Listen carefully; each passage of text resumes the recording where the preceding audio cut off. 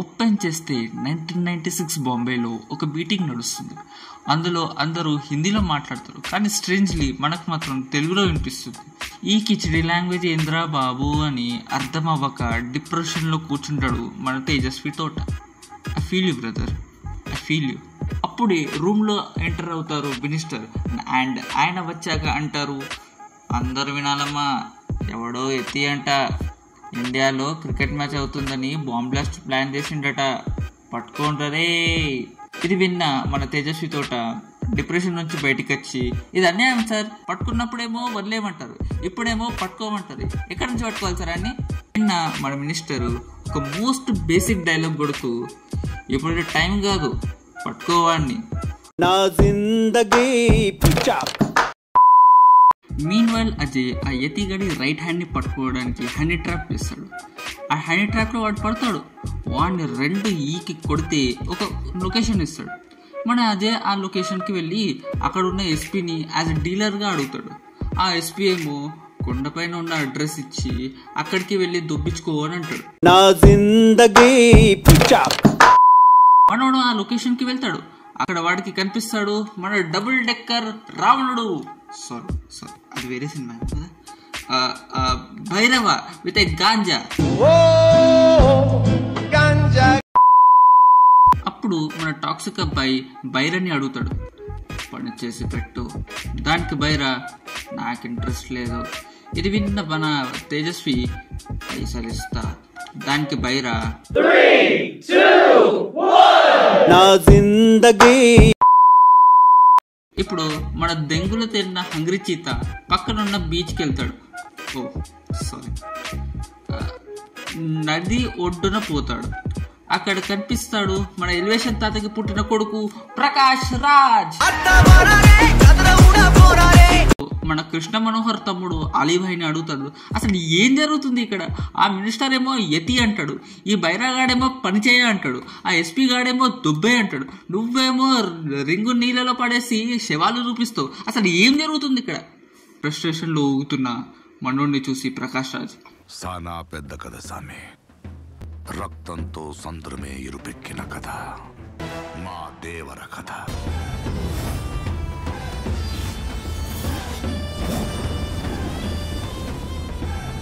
So basically కొండపైన 4 ఊర్లు ఉన్నాయి బా. ప్రతి ఊరికి సర్పంచ్ ఉంటాడు. ఒకదానికేమో మన Devara, who is junior Relangi మామయ్య. ఇంకో దానికేమో Bhaira, who is villain obviously. ఇంకోడేమో Adhira, who is Bhaira's friend. And ఇంకోడేమో Srikanth, who is Devaraj friend. వీళ్ళ తాతలున్నారే బ్రిటిషర్స్ నుండి ఓషన్ని కాపాడే వాళ్ళట. ఇప్పుడు గవర్నమెంట్ జాబ్ రావడం కష్టమవుతుంది కదా, అందుకని ఈ పెద్ద మనుషుల కోసము కంటైనర్స్ దొంగిలిస్తున్నారు. దానికి పైసలు కూడా తీసుకుంటున్నారు సుమి. వీళ్ళందరూ కలిసి కంటైనర్ను దొంగిలిస్తారు, కానీ అక్కడ షిప్లో ఉన్న గార్డ్స్కి మాత్రం తెలియదు. అంటే లిటరల్లీ వాళ్ళు కంటైనర్ పైన నుండి ఉరుకుతారు, దుంకుతారు, వేడిలు కలుస్తారు, టార్జన్ లాగా తాడు పట్టుకొని ఊగుతారు. వాట్, ఊగుతారా?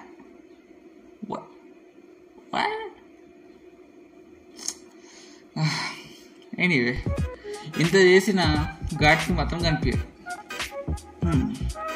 చలికాలం. ఎవ్రీ ఇయర్ దగ్గర నుంచి పైసలు తీసుకొని ఆయుధ పూజ చేసుకునే వాళ్ళట. ఇక్కడ కట్టుబడి ఒక సాంగ్.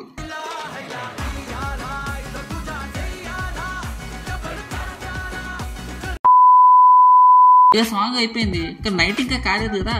కాబట్టి ప్రతి ఇయర్ 4 ఊర్ల మధ్య ఒక రెస్లింగ్ ఫైట్ అవుతుంది. ఆ ఫైట్లో ఎవరు గెలిస్తే వాళ్ళ ఊర్లో ఆయుధాలు పోతాయి.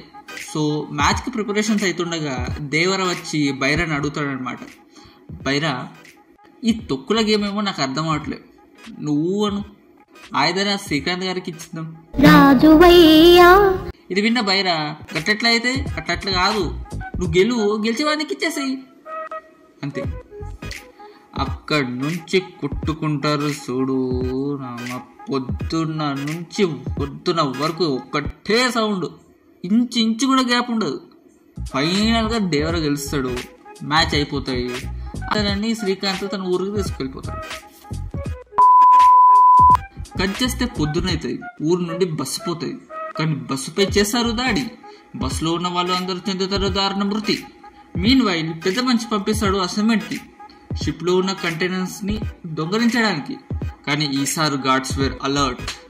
పట్టుకొని చేశారు దేవరది ఈగో హర్ట్.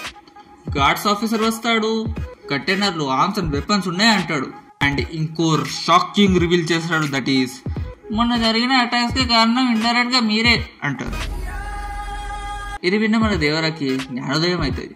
బట్ ఇదే టైం అని బైరా గాడ్స్ మీద అటాక్ చేస్తాడు. కానీ దేవరా బీన్ రేలంగి మాయ కదా, గాడ్స్ ని కాపాడతాడు, కంటైనర్ తీసుకొని పోతాడు. అంటే డబ్బులు కూడా అవసరం కదా. సో ఓకే, నా అందరూ సేఫ్గా ఇంటికి వస్తారు. పెద్దయినా అందరికీ డబ్బులు ఇస్తాడు. కానీ Devara has some other plans. Is like, ఈ రోజు నుండి సముద్రం పైకి చేపలు పట్టుకోవడానికి మాత్రమే వెళ్ళాలి, కాదు కూడదు అని ధైర్యంగా సరుకు తేయడానికి పోతే ఆ ధైర్యాన్ని చంపే భయాన్ని.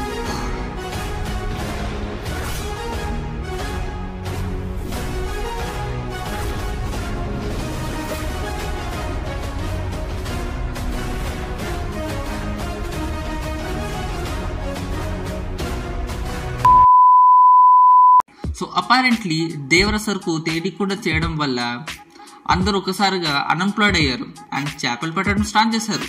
కానీ ఈ చేంజ్ బైరాకి నచ్చలేదు. So he decided to kill Devara. And దానికి ఒక ప్లాన్ వేశాడు. శ్రీకాంత్కి ఒక చెల్లి ఉంది అండ్ షీఈస్ బ్లైండ్. అయితే Bhaira as a part of plan వాడు తమ్ముడికి ఇచ్చి పెళ్లి చేపిస్తా అన్నాడు. సో ఆ పెళ్ళికి వచ్చిన దేవరాన్ని అక్కడనే సంపిద్దామని. మీన్ వైల్ శ్రీకాంత్ దేవరాన్ని పెళ్లికి పిలుస్తాడు. దేవర పెళ్లికి వస్తాడు. బ్లైండ్ చెల్లితో సింక్రనైజ్ డాన్స్ కూడా వేస్తాడు. కళ్ళు తాగుతాడు, సొలుగుతాడు, పడతాడు. ఇదంతా అవుతుండగా బైరా శ్రీకాంత్ దగ్గరకు వచ్చి, దేవరని చంపే ప్లాన్లో నువ్వు హెల్ప్ చేయాలి, లేదా ఈ పెళ్ళి ఆగిపోద్ది, నీ చెల్లి చచ్చిపోద్ది.